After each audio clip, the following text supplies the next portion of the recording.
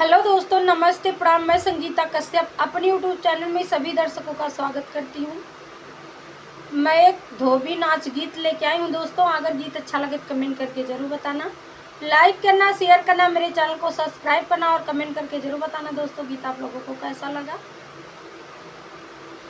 कैली तीजा के बरतिया भला मांगी ले सुहाग, कैली तीजा के हो बरतिया भला मांगी ले सुहाग, मांगी ले सुहाग भोला, मांगी ले सुहाग, मांगी ले सुहाग भोला, मांगी ले सुहाग।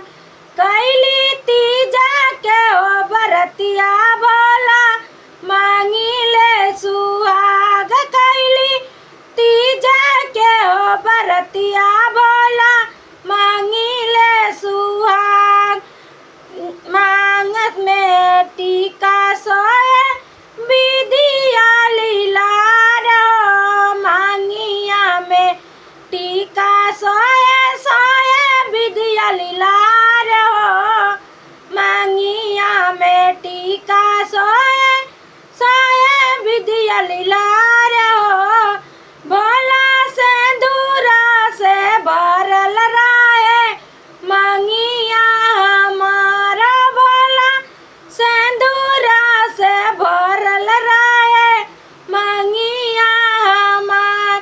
कैली तीजा के हो बरतिया भोला मांगी ले सुहाग, कैली तीजा के हो बरतिया भोला मांगी ले सुहाग, मांगी ले सुहाग भोला, मांगी ले सुहाग, मांगी ले सुहाग भोला, मांगी ले सुहाग।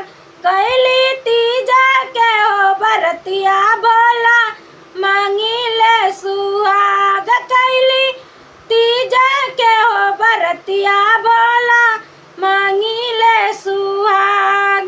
कानावा में झुमका सोए नाका में नथियावा, काना में झुमका सोए नाका में नथियावा, नाक में नथियावा, नाक में नथियावा।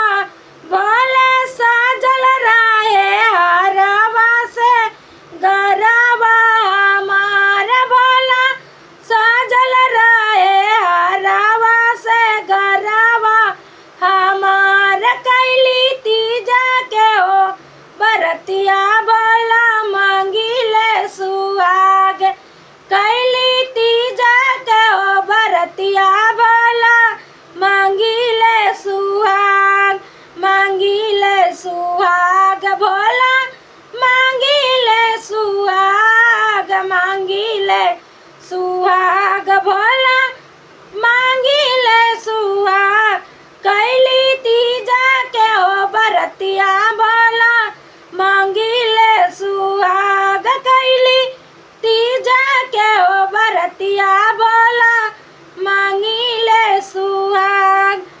हाथ में लाल चूड़ी कंगना हमार हो, हाथ में लाल चूड़ी कंगना हमार हो, कंगना हमार हो, कंगना हमार हो।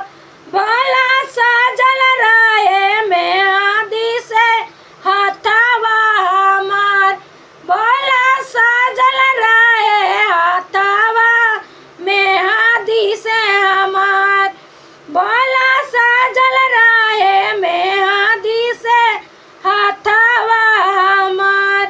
कैली तीजा के हो बरतिया भोला मांगी ले सुहाग, कैली तीजा के हो बरतिया भोला मांगी ले सुहाग, मांगी ले सुहाग भोला, मांगी ले सुहाग, मांगी ले सुहाग भोला, मांगी ले सुहाग। कैली